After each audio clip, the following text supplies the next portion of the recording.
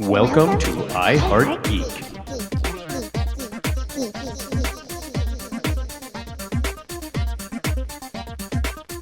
And welcome to another edition of I Heart Geek, the Falcon and Winter Soldier. Oh, I can't even finish saying it. I just can't say it because this is how I felt after watching this episode 4, where I sat there and just stared at my screen for a good 10 minutes out of pain. This was easily the most exhausting episode of any show that I've watched, just based on the end. Yeah. So let me introduce the panel real quick and we'll get right into it because this episode, wow. I'm Dub, I do stuff. I'm here with Tyler, I'm here with Skeeter, I'm here with Griffin, and I'm here with Christina, and they rock way more than I do. So how you guys doing today? Doing good. You're too kind. Aw, thanks. It's true, but you're too kind. Okay, so what I'm loving about these Marvel and even the Star Wars, there's that one episode that you sit there and you're like, this is why we are doing the show. This was that episode. Yep. Yeah. Maybe. There's some things I hated, but it's such a deep dive and it's so much. And there's moments that I absolutely hated, but they were absolutely beautiful. Just amazing. So we're going to go through these as always. We're going to go through the scene breakdown, and we're going to start with scene 1. Again, this is kind of where I stop and start the scene. It's not necessarily where the scenes stop and start. Yeah. So scene 1 is the flashback, and that it's a great relationship builder between Bucky and Io. I cried here. Here's where I cried. Now, there's something that was really important with this, and I want you to remember it later. What she called him, right before, as she goes through so much, like, you're healed. We helped you out. We're okay. She called him White Wolf. That's all she calls him. Remember that for later. Yeah, she is deeply invested in his healing. Yeah, no, it's definitely not a love story, but they definitely love each other. Yeah, you could see a deep connection, and just like there was no fear in her whatsoever. I mean, nothing that was causing her any type of doubt that by saying those words, he was going to turn into the monster that he was before. Yeah. And she was like, that was power. I loved every second of that part. I think, there's only a couple, but that was one of them. Griffin, what did you think about this first scene, bud? I thought the first scene started off really well. I think that it was definitely right to start off the episode that way. Yeah. So and then we get to see him again in the city where it left off last week, and once again we hear the words, the means to an end, when talking about Zemo, and that's literally, if you can boil the whole show down, it's like, do the means to an end mean anything or not? Is it worth the evil that you do for the good results? And that's really the question that we've hit for 4 episodes. And I think it's only going to get worse, and people are going to start getting more and more upset because it's making you look at yourself and really question, is it okay that they're doing this because of the end result? Yeah. So you're gonna figure out real quick if you're a person that's in the gray or if you're a person that's in the black and the white. We know where you are, Dub. I am. Yeah. I just want to say that scene by the campfire really showed that none of that was part of him. None of that was in him. Yeah. When he broke free from it, it really showed that he's a good dude. Yeah. He's got a long path to healing, but he's a good dude, and none of that was part of him. He was happy to be rid of it. Which goes back to last week when everyone's saying, well, see, when he had to pretend to be Winter Soldier again, you could see him becoming Winter Soldier again. No, he's just a good actor. Right. Yeah, very good actor. The character is a good actor. Yeah. Now you see why Io was so betrayed in the street. She felt betrayed. Yeah. Well, because the means to an end. Maybe their means to an end means something that's a lot closer to mine than other people's. Right. Yeah. Just saying, because I mean, I don't agree with everything they do. They have no jurisdiction. They do what they want to do for the right reasons, but it's a means to an end. So I'm gonna get off this high horse of mine, but seriously, that is so important for these episodes because it makes you question things. Let's see, scene 2. The apartment happens. I hate Sam even more. Okay, dig this. This is part of my issue with Sam. Right after he hears about Carly murdering people, he still wants to give her sympathy, and I don't know that we watched the same scene. She's just a kid. Yeah, he says she's just a kid, and he says she's radicalized, but can we stop her peacefully? It was actually Bucky that stepped in and told Zemo, that he might be wrong about the serum turning everybody that way because of Steve. Mm-hmm. I do think he sympathizes with her later, but at this point, I think he's just, can we just bring her in peacefully? He does completely acknowledge that she's radicalized. And I will say this, if it would have stopped there, I would have been okay with Sam. Mm-hmm. With that being said, we will move on. Did anybody else get anything out of the new apartment scene? Turkish delight, all that starts. I got a whole lot of hexagons in that glass behind them. Because we're looking for Mephisto, right? Say it, Tyler. Say it. Mephisto. Okay, this is just your general kind of scene to get from point A to point B. Now we get. I was gonna say I did love the TT conversation. It had me in stitches. My TT, my aunt. And then the way Zemo's like your TT, like I was dying. I really was. And is it bad that we love Zemo a little bit more every week? Nope, he's a bad guy, but he's just he's such a fun bad guy. He's evil and he's doing it right. But he's so fun. I want to see him dance. I do think it's hilarious. I have to say this stuff. I think it's hilarious that he is like a mass murderer and he's done all these things, but because he makes you laugh, my friend, he's okay. Oh no, I never said he's okay. No, I just mean you like him more and more. Not like I like his character. Yeah, he plays that brilliantly. And at least you know what he is. And even though we see him as Zemo, like we see him as who he is, like I still go back to the conversation he had with Black Panther on the cliff, when he was going to end it all. Yeah. And he was, dude, I mean, the guy lost everything. Mm-hmm. He lost his family. He lost everything. So he had a right to do what he was going to do. Did he have a right to kill all those people, when he killed the king and did all those things? No, but there was focus to it. There was purpose behind it. So he's really working to kind of show this middle ground side that he has while still being bad. But what is less confusing to people, I think, with going through the series is Zemo, you can like him because the character is so cute and funny, but everything he does is evil and you don't give him any excuse for it. That's what he is. So let's go on to scene 3, the search for Donya. We did a kind of a deep dive when we watched this. A couple of us watched it at a Las Vegas get together when we rewatched this. And Donya, what's her last name? Montiano? Whatever last name is. She doesn't exist anywhere in the MCU universe. She was created for this. Right. So she was created for the sole purpose of making us sympathetic. Yeah, I don't think we're going to know anything else about her. I think it's kind of, and going back, and I'll let you guys talk about this, the whole looking around scene. Once again, Zemo proved he's the chess player and everybody else is playing checkers. He was smart. He didn't even look for anybody else. He pulled out the candy. Boom. He gets all the information he needs. Everyone else had given up. Yeah. Interesting. Are you guys seeing anything else that I'm seeing? Like this episode, just like the episode with Isaiah, with the episode, with all of these different people, I think it's just like these turns down these alleys that lead to nowhere.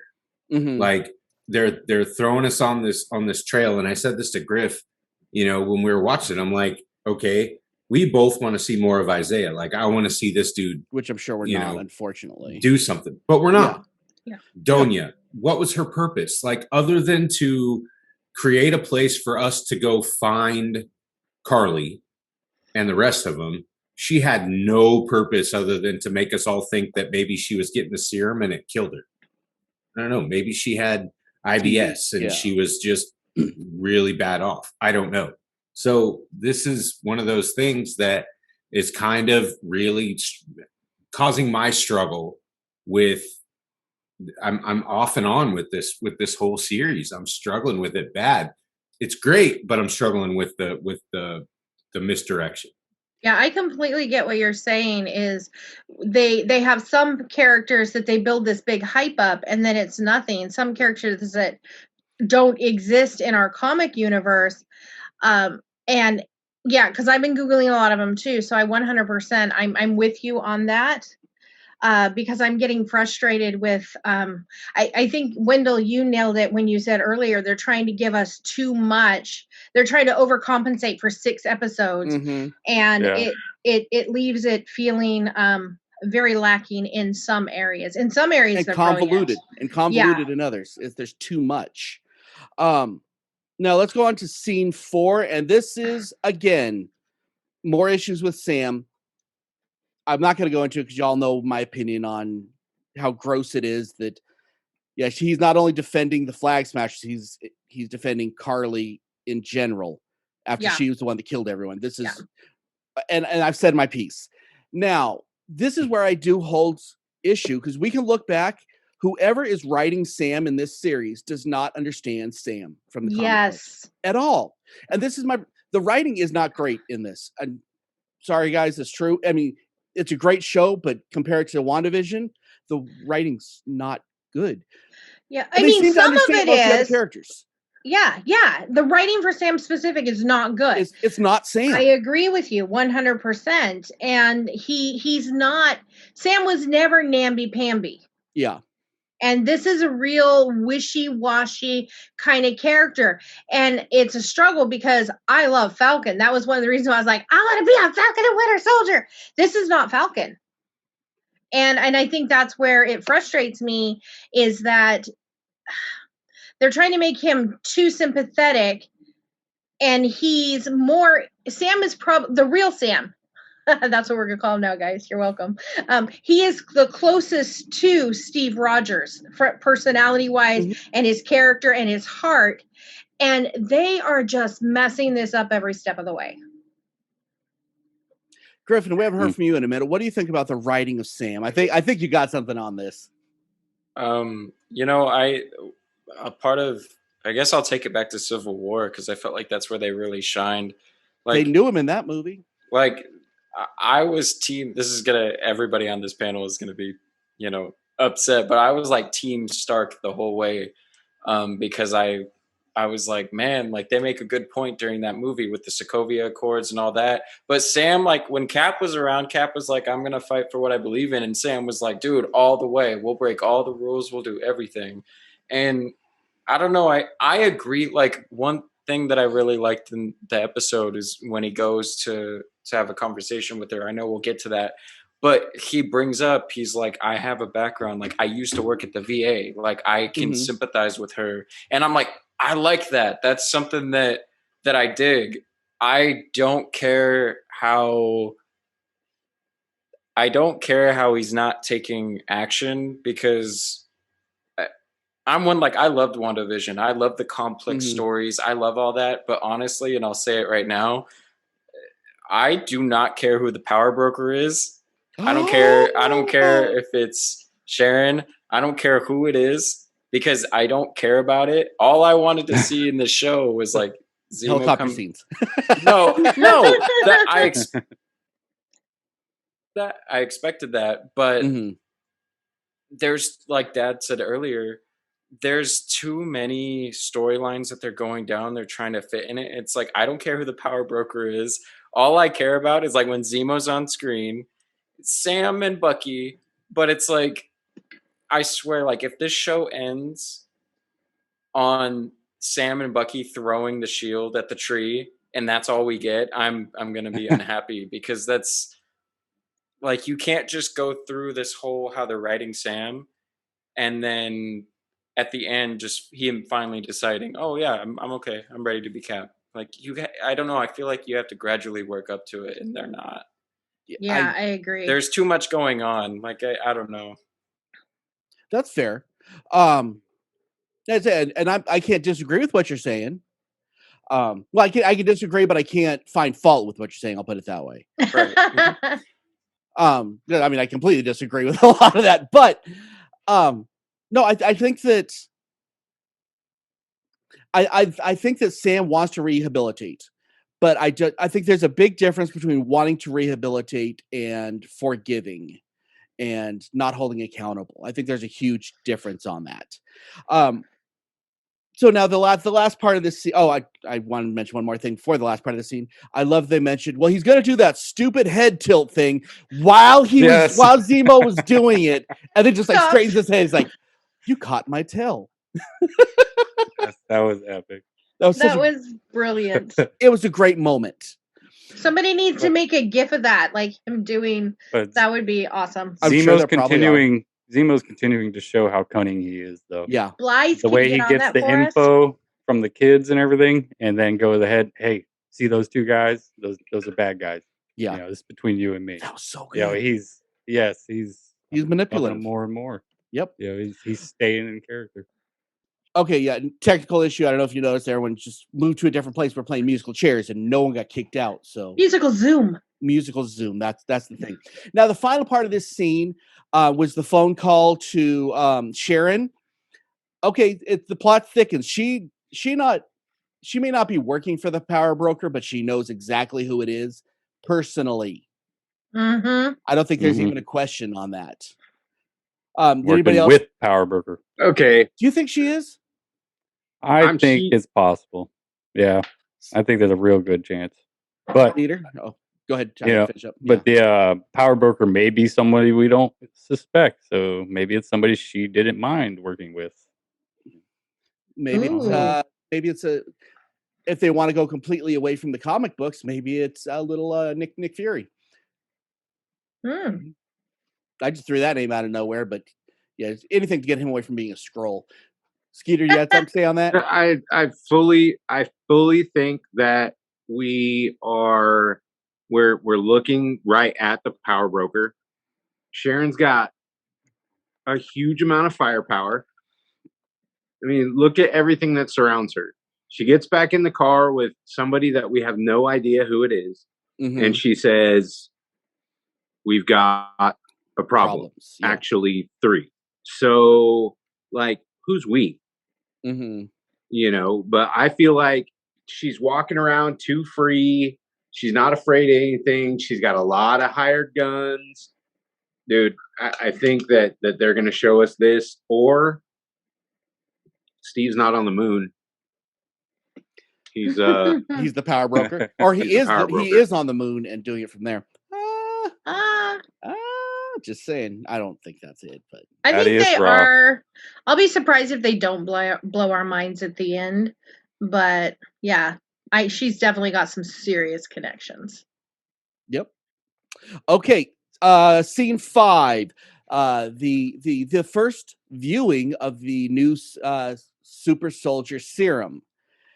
Now, I'm going to tell you who this is at the end, but I want you to remember remember the guy that's talking about how he was a Captain America fanboy growing up. We're going to leave it at that. We will pick that up later because it is important. And I'd watched this twice and I didn't know why that was important until Courtney told me, actually. I'm like, oh, we'll get to it on why. Now this is also where we see Carly really taking that next step, because they're listening on the radio and they're talking about one of the people she killed had been working there for 1 week. They were married. They had children. 2 kids. Yeah. They didn't know what was going on, and she was not fazed. The other people in the group were. So if they overthrow her, maybe I can get back on their side a little bit. Yeah. But this is either the serum killed her or something. She looked very disappointed when she heard that they strengthened their border security, and I mean, basically they enacted the Patch Act, which, by the way, cool name since we were in Mandible. So, very good. Yeah, I think she was a little taken back by that, and if you notice, a lot of the scenes she's not right next to the group except for that one specific scene. Like she's kind of walking around, hanging out a little away from them, and they're all kind of giving the side eye here and there. Well, I have a feeling her group's pulling away a little bit. I also noticed that she spends more time one-on-one because I think it's easier for her to manipulate people that way, rather than manipulate them in a group. Yeah. So yeah, there's and we're gonna go on to the next scene real quick, but I think it's very interesting. We go from, and I've made my feelings very known how much I do not like Carly. I think she is evil. And now let's go to next scene, US agent, who I think is evil. There's evil on evil here. So I'm not giving one side a pass. I think they are both evil. And we can't justify one and not the other. How about in the graveyard when Homeboy said something about I didn't think we needed a Captain America again until I met you? Yeah, that was you rooting for Carly? The next Cap? No. Oh my god! I think I died when he said that. I really look at a couple different things, and I said this during the episode. Especially when we start talking in the next scene, which I'm pretty sure we're headed to. We're on it now, yeah. But when it happens, when somebody picks up, when US agent picks up the vial, and things like that, I thought in my head, what did the doctor that got Steve into the army and did the whole piece with him, what did he say to him when he was administering the super soldier serum to Steve? What did he say to him? He said it makes the good man better and the bad man worse. Yep. So going back, the guy in the cemetery, like maybe he was a good person and the serum made him a better person. Maybe there's these conflicts within that group, because I really feel like that conversation, not to step back a scene, but when they were in that conversation in the wherever they were, and Carly was way off on the side, they were blowing her up about that, no pun intended, but they were really hitting her with I like that. The whole piece about you killed innocents. So some of their good has been amplified, some of their evil has been amplified. I like that. Yeah, that's what I think. I just they're going a different way. And ladies and gentlemen, that was a deep dive from our own Skeeter. That was awesome. That was good.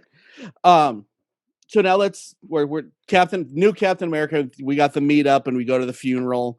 At this point, I've given up on Sam. He's going to do the wrong thing every time. However, and as much as I don't like US agent, I think he's a dirtball.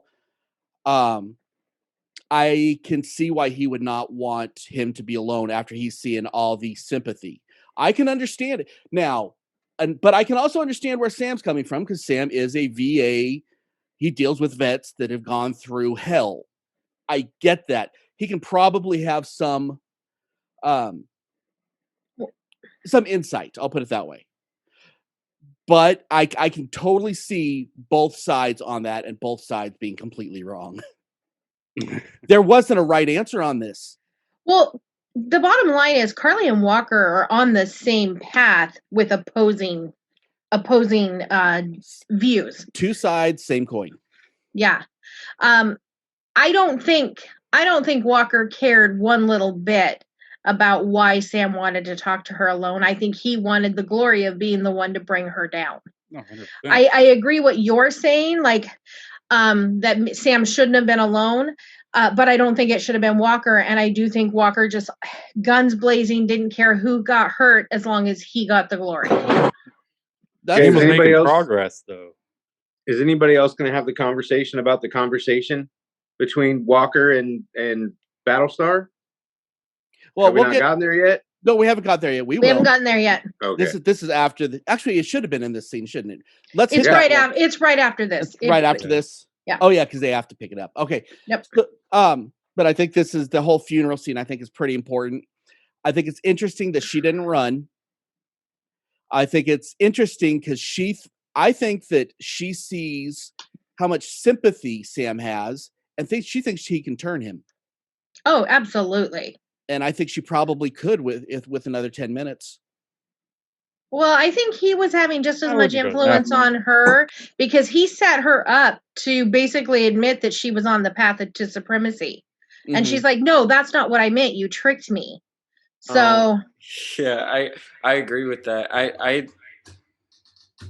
I think that she thinks she's doing, I mean, obviously she thinks she's doing the right thing, but I mean, you got to give Sam props though. That this is the one scene that I did like in the episode with Sam because he did use his skills and he was talking to her and like, yes, sympathizing with her. I don't think she would have turned him because she was trying to. She was like, you have to understand. And he's like, I understand you, but you still killed people. And that's where you can't cross the line. And then she's like, I'll do it again. And then he's like, what was that? And she's like, wait, no, I didn't mean that. I'm just saying, he's like, that's what a bad guy would say. Yeah. Like, that's what a supremacist would do. And so he caught her in the tracks right before stupid U.S. agent came in and messed everything up. Yeah. So I think it was getting somewhere, but he empathizes with her. He empathizes. He doesn't. Mm-hmm. He doesn't condone her action. But I think he excuses a lot more than he should. But again, more than he should. Coming from his background, dealing with vets, with PTSD vets, I can understand people do things in war that they're not proud of and they can't get over it. He's been helping these people get over this. So therefore, I'm going to see a little bit more of a reason why. Not that I excuse it, but I can understand a reason why more when I think about it that way. Yeah. I think Walker should have stayed out there. He's been such a hothead. Yeah, that dude's crazy. I honestly think Sam was making a little bit of progress. He wasn't like gonna flip her and like, hey guys, she's good now. But he was making a little bit of progress with her. He just comes barging in. And he's trying to be diplomatic. It's that moment too when Walker tries to engage Bucky. You think you're so powerful with that serum coursing through your veins. Like jealous. He was so jealous. Like the green was rolling off of him. Yeah. He was almost Kermie. Yeah. It was interesting how they worked it. And then right away, once again, we see when John decides to go play hero. Once again, we see Zemo escapes again and comes back again because he's playing. Mm-hmm. He's got his agenda. He's better at chess than I am because I wouldn't have come back. They're great tools that he can use. Well, and not only that, but at this point, he knows that the Wakandans are after him. Yeah, so well, he's got a very short amount of time. Yeah, so. And I want to point out Carly's conversation with Sam too. It'll come into play here in a little bit, but she told him, I'm fighting against people trying to take your home. Yeah. She knew. Mm-hmm. She knows a lot about him. She knows who she's playing against. Yeah, that's straight up manipulation. That's how you get people on your side. Now, I want to say something. Now, I got into a big argument with Blythe and Chris and Courtney yesterday when we were when we did the rewatch. Surprise. Because hey, that's what we do. That's what's fun. And we're able to have conversations we can't have on air. Now, she said something very, very interesting. She said they went in and they kicked us out of all our new homes and sent us to these refugee camps. Where were they before that? They moved into other people's houses. Now, this is how I take it. Hold on. This is how I take it. They moved into these people's houses that all went to the blip. Don't blame them. But they're in a house they didn't earn, and they got kicked out. Tough. However, there is another side. It could have been that the government gave them the houses. There could be a lot of other things. But that line sticks with me in a really severe way because it's not their homes that they got kicked out of. Yeah, I feel you there. Christina, So- go ahead. Okay, so last episode they talked about they lowered the borders and they invited us in, and that was a 5-year time span. So for 5 years, it's not like it was a hot minute. For 5 years, this was their homes. They were invited in by government because they needed workers. They needed, so then when the blip happened, they were like, "Oh, sorry, just kidding." And absolutely, Carly is not redeemable at all. But I do understand some of those emotions that they might be feeling because they were invited in. We need you. Oh, but now we don't. Yeah. So. But I do have to say that Courtney and Blythe, well, not Blythe so much, but more Courtney, really did kind of open my eyes. I was thinking at very one side of, they were either homeless or they lived in crap housing, so they moved into the mansions, the people that left, and now they're mad because they got them taken away. That was my thought when I originally heard it. Because, yes, I am a very black and white guy. But that does make sense a lot more that the government may have given them these houses and then moved them out. And that sucks, too. Not worth killing people, but I understand. Yeah. There should have been some sort of happy medium. Yeah. And if I'm not mistaken, was it Far From Home, Spider-Man? Aunt May, I think, mentioned somebody living in her home or something when she came back. I don't remember, but that's possible. So I mean, that was probably a common thing. Can I say that watching Zemo smash the soldier serum was so satisfying. That joy on his face is the happiest he's ever been. I don't know why that one touched me so much. Did that hit anybody else like me? Yes, I will never agree with his tactics, but that moment, I had chills and giggles. And finally, I will say he did the right thing. No, I agree. Yeah. But that was a happy dance. Anybody else get that split second when he picked it up and looked at it? Isn't he? I thought about it too. Because he could split second. Yeah. Okay, and Griffin, I know you don't agree on that, but I want to say one, and because I don't really agree with it either. Unless the next scene wouldn't have happened when he said, "Would you think about taking the serum?" And Sam said, "Nope, wouldn't do it." He goes, "Really interesting. You have no hesitation. I like that." He hesitated for a second. And yes, Griffin, initially, I 100% agree until that scene. Griffin, go ahead and finish. Go ahead. Yeah, I mean, I definitely think that, I feel like in that scene, he was like looking at his victory. He was like, the irony in it. He's like, yeah, you could take this, but it's still not, I still think he's like, this leads to symbols, which lead to supremacy in his way, in his vision, right? So he was just sitting there. He's like, I have it in the palm of my hand, and now I have the power to get rid of it. And so that's what it could be a power moment. I guess you could say this has nothing to do with this, but like he pulled a Mordo, like the natural law kind of deal. Like he just smashed it, and he was just like, nope, no superheroes. So I think I agree with that scene, and I think it was a good choice on his part. I think the reason I see the hesitation is because I know the comic Zemo. And so I feel like I picked up on that because he's like, I could defeat every one of my enemies if I had this power. And how many times through history do we see people coming the very thing that they despise to defeat what they despise? But he'd probably kill himself though. Not to get all like, whoa, crazy, but like, when he was done, probably. Yeah, no, I agree with that. He probably would have done that. Yeah. So now I'm going to ask everybody on the panel this question before we move on. If you were in that same situation, do you take the serum or do you not? No. No hesitation on it? No, because I have adverse reactions to a lot of things. So I'm pretty sure it would kill me. Fair enough. Tyler, do you take the serum or not? No. See, and Tyler could because it would just make him more good. More money, more problems, man. Very good. Griffin? No.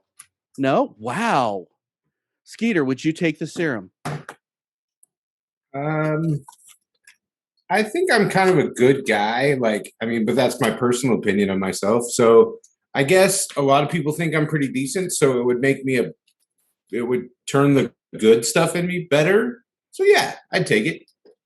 Wow, I thought, me and you were the only ones that would take it, Skeeter. See, Dub, it faster than... You would probably agree with me on this. I would definitely have Sean take it. She'd make her husband take it. Because he's is he not such a great guy? He's a good guy. He is the kindest, gentlest person, and he'll give you the shirt off his back. Like yep. He's my hero. Sorry. And can I say something that everyone on the show, but specifically me, was wrong? I thought that U.S. Agent had already taken the serum. In fact, I'd said that episode 2, I think. Yeah. No, I was sure. Yeah. I thought he did too. In that scene where he was busting some tail. Yeah. Yep. Absolutely. Yeah, as soon as I saw that, I was like, okay. Well, but you know what? I guess he is just that jacked. That's pretty impressive. Yeah. That impresses you as a human specimen that he was able to do what he did. But that's why they picked him for the shield. They didn't pick it because of his qualities inside. Okay, let's see. Scene 7. Once again, Zemo voluntarily comes back. And the Wakandans come in and they kick all the butt. All of it. Just all of it. Yes. This scene was another satisfying scene. I felt like so well done. Fun. Very well done. We'll get to the arm in a second, but oh, that was so bad. That was so freaking awesome. Do you think they should have been fighting there, or should they have given them up? Because once again, does your means to the end, does your end mean more to you than what is the right thing? Do you think they should have? I'm gonna let somebody else respond first. No, I'm a very gray person. I think the means to an end is way more important than what may seem right at the time. Think about Thanos. Well, he could have thought about it and said, hey, let's double the universe instead of cutting it in half. We can double the size and we have no more issues. Same thing happens. Just saying. He doesn't think about these things. Tyler, what about you? Do you think he should have given it to him? They should have given up Zemo. Given up Zemo? Yeah. No, not at all. What? Okay. I mean, honestly, to this point in the show, what has Zemo really done? I mean, they've been keeping a pretty close eye on him. He's been hanging around. He's out blowing people up. He's playing chess behind your back, and you know he's doing something. Right. But I mean, there is a means to an end, and at this point, he's not really harming people. You guys are all warming a lot to the more means to an end. That's interesting. They said it 3 times in this episode. I mean, why not? I'll say this. I don't think they should have, not because of the means to an end, but because they were responsible. They had custody of him. You take, and if that's your responsibility, and yes, Bucky knows and loves the Wakandans. They're generally good people. Unless you get to some of the other tribes around there, and they're not so good. But with that being said, they have custody, and not that they should have had him in the first place, but still, a responsibility is a responsibility. Go ahead, Christina. So, I think that whole battle scene wasn't as much. They weren't going to let him take him, and to be perfectly honest, I would have been okay either way. Mm-hmm. But it was more about Sam saying that they should probably help Walker and Battlestar, and when Bucky does the doing good there, looking strong. Yeah, I almost fell out of my chair. I was laughing so hard because I think that moment really showed us everything that we needed to know about how Bucky felt about U.S. Agent. Mm-hmm. Well, yeah. Well, one thing I want to hit real quick is when John introduces himself, I'm Captain America. The look in her eyes very specifically said, F you, you are not Captain America.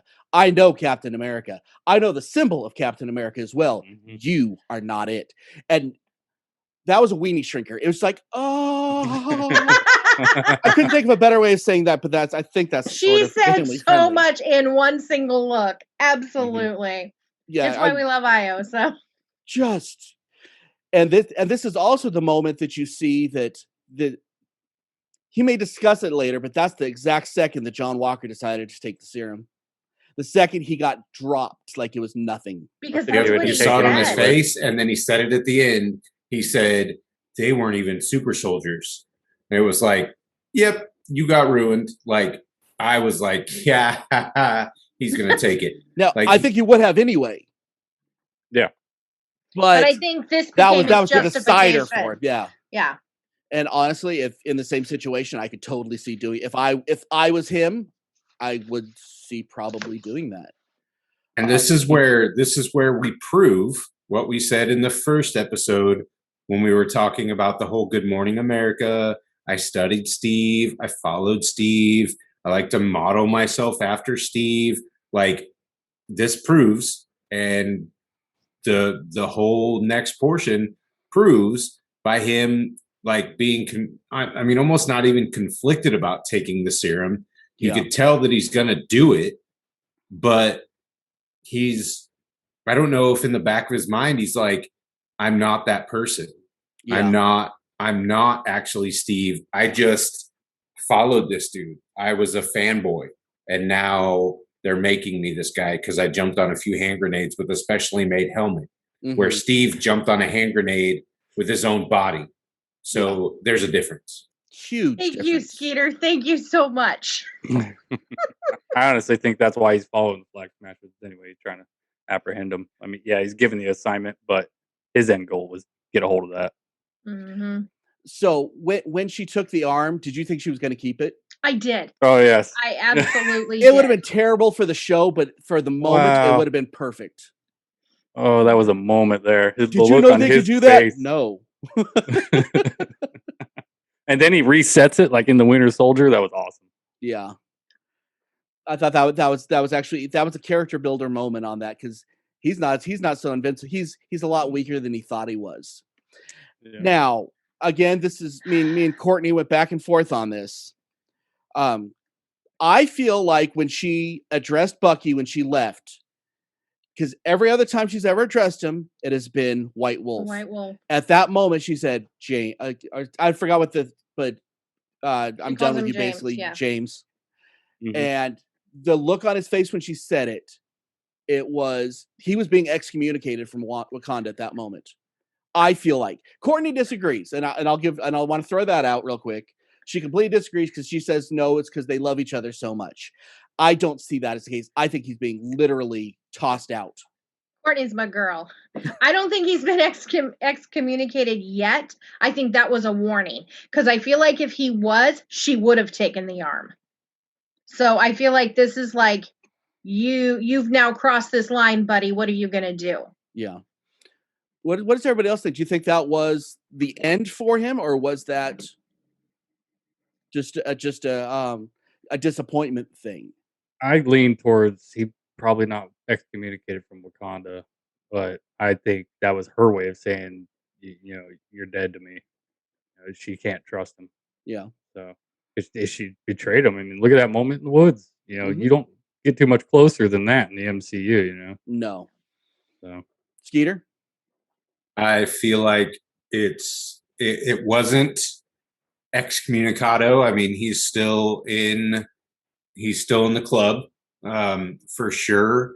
I definitely agree that it was kind of this warning shot, and her making him realize that you're not invincible. 1, 2, we can remove you from our books completely, bro, if you don't figure this out and do what you said you would. Next time, you're done. Like, you're done. Yeah. See you later. You're going to be the one-armed man.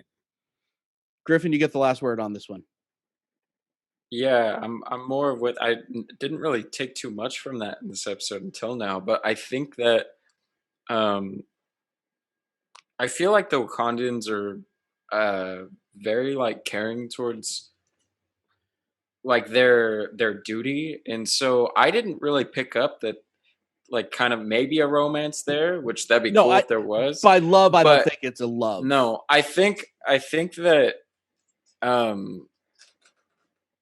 with them in the woods, it's like he was her duty, her mission, you know, her responsibility. So she was going to do whatever it takes not to fail. And so by freeing him, like that's the connection that they have. So when she called him James, like I don't think she was excommunicating him, but I do think that like that was a warning, because I mean the other one took the shield and she was like, leave it. Like they don't mess around. They take the stuff and they go. Like it's theirs. Like they're all this. She knew. She's like, this is vibranium. Like this isn't possibly stolen. This is ours, you know. So yeah. So we're in a disagreement, but that's okay because we'll see. And I don't think this is even going to be a question that's going to be answered on Falcon and the Winter Soldier. I think this is going to be on one of the movies. We're going to really hear the answer on what's. Or they got the Wakanda show. Do they have one coming? They got a Wakanda show coming. I know there's a Black Panther 2 coming, and that's definitely if we don't see it before then. Okay, so scene 8. This is the ball of wax here. This is the Super Bowl, kids. This is the we have a lot to talk about before we get to the end, but okay. Once again, Carly is evil. I wish I had a big emoji of the throw up face, because this literally physically made me sick. Like I was so angry and I was so nauseous, because that's a line, honey, you don't ever cross in my world. Yeah, I mean, when you are threatening family, that's beyond. And and this is when she goes into her whole spiel about, I've killed people. I'd kill you if it'd make a difference. There is no more line and no more standard. She will kill Sam's sister, and Sam still seems like he's maybe less so than earlier. I know he's pretty hot. He's pretty hot under the collar in that moment. Yeah. But this does open us up to generally one of the top 3 fight sequences that we've seen. Everything was amazing. Oh. Yeah, we let's see, where can we go on this one first? Let's talk about the death. And this, you guys can disagree with me or not. I think they killed too important of a character at this moment. Yes, I think it was a noble death for him. I think he went out like a champ. I think that there's so much they could have done with his character. But it's Marvel. Is he dead or is he dead? I think he's dead. I mean, it was a moment that I wish they could have figured out another way, because I love this character. I did too. Yeah. He kept He was a voice of reason. Again. Yeah, that conversation before he takes the serum, he's always trying to talk him off the ledge. Yeah. And even if they both agree, he's still not. He seems to know where the line is, and he is the true believer. He believes in John as Captain America, and I think that's when we see the real turn at the end. I think it's because he doesn't have that person that believed him in anymore. He's the only. Well, people did. He's the only person that's close to him that believed in him. He kept him grounded. Yeah. But only when he rejected. This broke me. Like, literally, I was like, wait, what just happened? Like, this is where I realized that we jumped off the rail of comic book and we went far away. Like, we were in the greatest direction ever, comic book lore, period, with this whole thing. Like, we were doing a great job. Then all of a sudden, because who did we see? We saw Elijah. We're seeing Battlestar, Torres, all these guys. Like, we're creating a whole nother show from this, which is awesome. And then all of a sudden, what happens? We freaking kill the voice of reason. We smash any thought of this going the right direction. But at the same time, we're like, oh, this dude just lost his best friend. This dude just lost a guy that's been in battle with him. Take away the fact that he looks like he's like maybe 28, 29, and he's like a senior master sergeant or whatever 4 up and 4 down is. Like, this dude is a warrior. He was his battle buddy. Like, he was everything to him. Now he's dead. Now we're going to see the switch flip. And you see it. And the anger that he feels starts to well up inside of him. Sorry to use a line from another side. And he lets his hate control him. And the serum says, what? I'm going to make hate into super hate. Terrorism. Yeah. Super hate. And you're going to destroy everything in your path. And that's what happens. And this is the moment. Carly, I think, had her moment last episode where she's past the point of redemption. This is the point right now that John Walker is now past the point of redemption. You can't sympathize with him anymore because his ends to just the ends that justify the means no longer work. I think it would have been more acceptable had he killed Carly, because Carly was the one that killed Battlestar. Then it wasn't. He could have been redeemed for that. He could have been redeemed from that, but this wasn't. And ironically, this is the kid that looked up to Captain America. So, yep. Well, that's what I was. I told y'all. Remember this guy that we're talking about right now. This is the one that loved Captain America growing up, and you could tell he still respected at least the icon. Yeah. I say that's when he killed.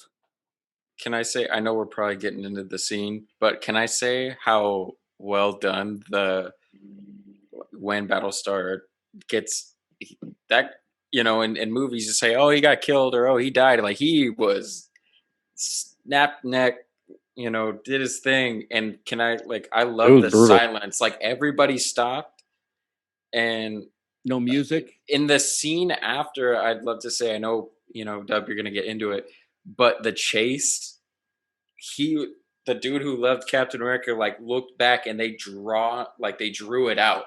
Like it wasn't just a real quick, I'm a super soldier, I'm going to just chase after you, sprint real quick and then take you out. It was like they were kind of like cat and mouse. Like it was like hunting. They didn't speed anything up. Yeah, it was just like, hold up. And he was just like, no. Yeah. That was the comic book finding his mother and father dead moment.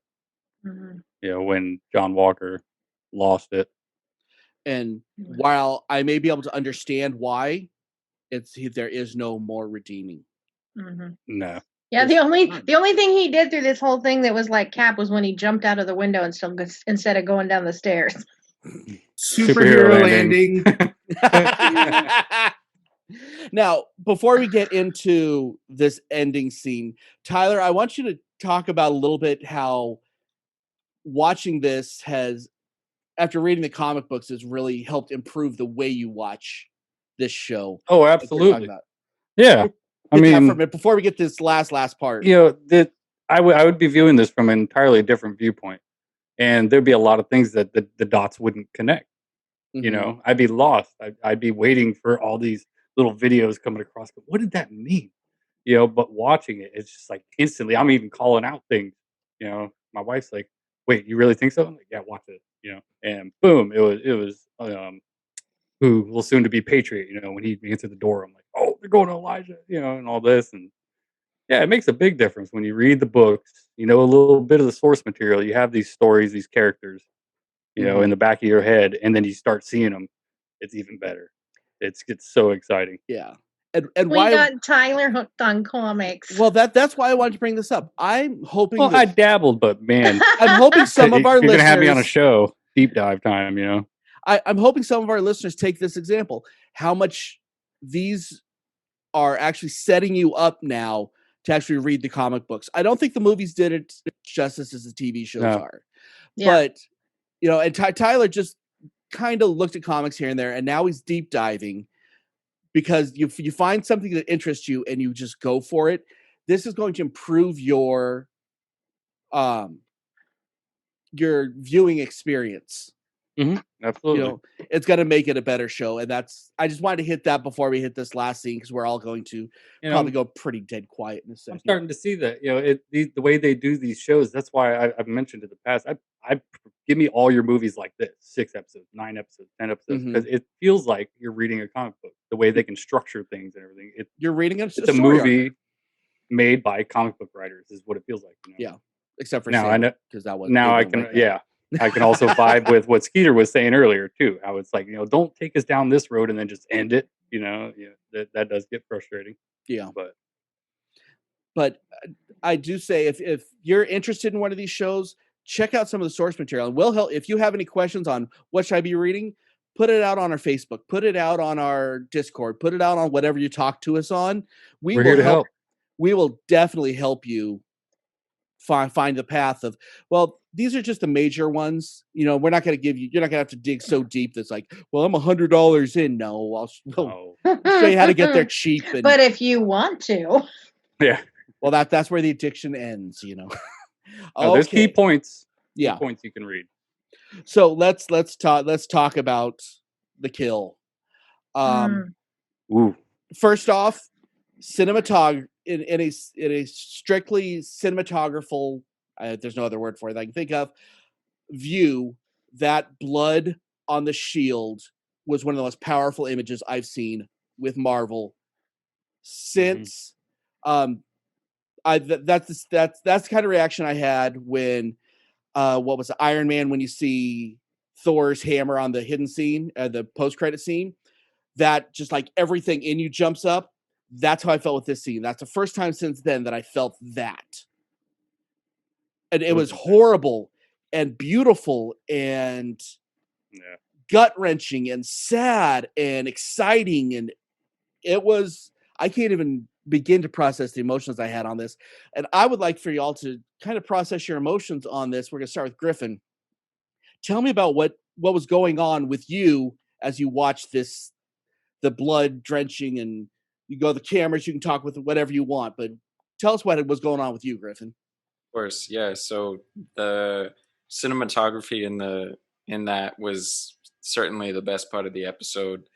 The way that they conveyed that, of course, it's Marvel, so they're not going to show it, which you don't need to, and I'm glad they didn't. But I was surprised they even went the mile of showing him react on the floor with the blood splattering as his arm was twitching, and that final shot. I mean, it was beautiful. With that sounds so bad, but to show, we're not taking you as evil for it. We get it. But with the blood on the shield, like how many dudes has Cap, like not John Walker, but Steve murdered, but censorship, Disney, the mouse is like, nope. But then they straight went, John Walker, we're going to show you how bad this guy is. And just the blood on the bottom of the shield, I was just like, this is Punisher style. Is it. Yeah. Skeeter? I mean, I was sitting on the couch, Griffin to my right, and I was just like, what is happening right now? Like, we've seen the shots with the blue gun, that's happened. Okay, we're great. Now we see just this carnage from this guy that followed Steve Rogers, that modeled himself after Captain America, that did all of these things, is now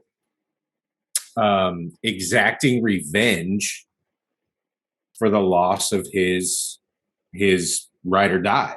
Like, I get it. Everything about the scene was beautiful.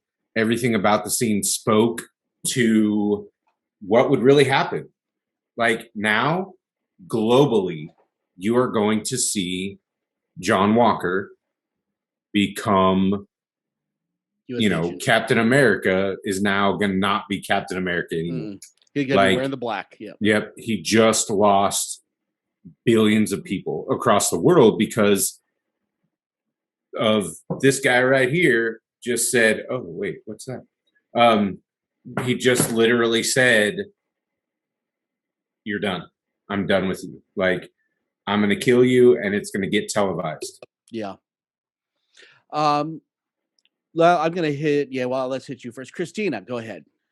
So, yes, absolutely. Visually, the scene was amazing. But for me, it was that moment and that look on his face when he lifted the shield, and you knew. And revenge isn't revenge if you're taking it out on somebody that didn't do it. Yeah. That is viciousness. That is vile. And there's a reason, folks, why I can't watch movies in public, because I'm very vocal. And I shouted, "You are not Mother Fluffer Captain America!" Like, you scare me every time you do that. Yeah. I know. I was so angry. I was like physically angry that they did that. Like it, and Sean's like, "I think the neighbors can hear us." It's okay. I'm the manager. They're gonna call no, you.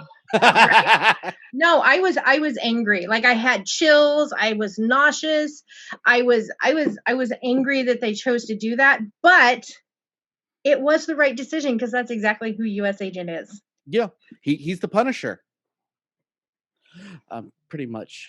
Tyler, let's finish this off with you, bud. The death. That was uncalled for. Come on. No, man, that was dark. How it resembled the same way that Cap stopped Tony Stark with the shield to the chest and everything. I mean, it was just, I did not expect that. Yeah, I don't really have to go through my emotions, because it was just, I was speechless. Yeah. You know? I saw that. I think I made a guttural noise, and then just, that was it. You know, just kind of had to sit there and soak it in. Like, they just really showed us that, and dude is off the hinge now. Yeah. But this gives us a reason. To get that dang shield back. That is the positive. We have an excuse to get the shield off. Mm-hmm. That's important. We're almost out of time, but I've got to say that everybody that I've talked to that watched this the first time literally talks to me in tears after, like, what happened? Mm. And that this scene right here, we would not be talking about Falcon and the Winter Soldier next year. We're going to be talking about Falcon and the Winter Soldier for the next 5 years because of this absolutely scene. I think this scene is important in the Marvel universe because of how important because of how much of an impact that is. Yeah. Oh, buddy of mine even texted me. He's telling me he just watched it and he couldn't believe what he was seeing. But he was also telling me he was watching it with his daughter. Oh, she's just a youngin'. And I mean, she can handle the superhero movies and the violence, and she knows. You know, she's smart. He explains it all to her. He's real good about that. But I guess she said, "Daddy, no," when she saw Cap doing that. Oh. I was like, "Dude, you're gonna have a long, weird talk now." Well, that's how we all felt after that. We're like, "Yeah, no." And she knows. He explained it all to her, but you're getting that kind of reaction. Yeah. So to your point, you're going to be talking about this for a long time, even after the storyline's resolved and you don't see him anymore. Oh. I watched it with Gracie, my daughter, and she said something, and she said, for the first time, I actually understand why some people wanted to destroy the shield, because there will never be another Steve Rogers. Yeah. And I said, well, yeah, but that's not the point. He was never Captain America, but for a quick minute before his true colors showed anyway. And honestly, they're getting off in the right time. That's a show, guys. We have so much. Oh my gosh. I feel like we could talk for another hour, but we're not going to do that to y'all. So next week, just if you were curious, Courtney's going to be joining us next week and make us all look bad. So check out our Facebook, check out our website, www.iheartgeekshow.com. Use the com. We paid extra for it. Go to our Patreon. You get extra content. It's worth the money. You get stickers. We're going to have stickers coming out too. And until next time, I'm Dub. I'm here with Christina. I'm here with Griffin. We're here with Skeeter, and we're here with Tyler. Keep on geeking on, guys, and we'll see you next week.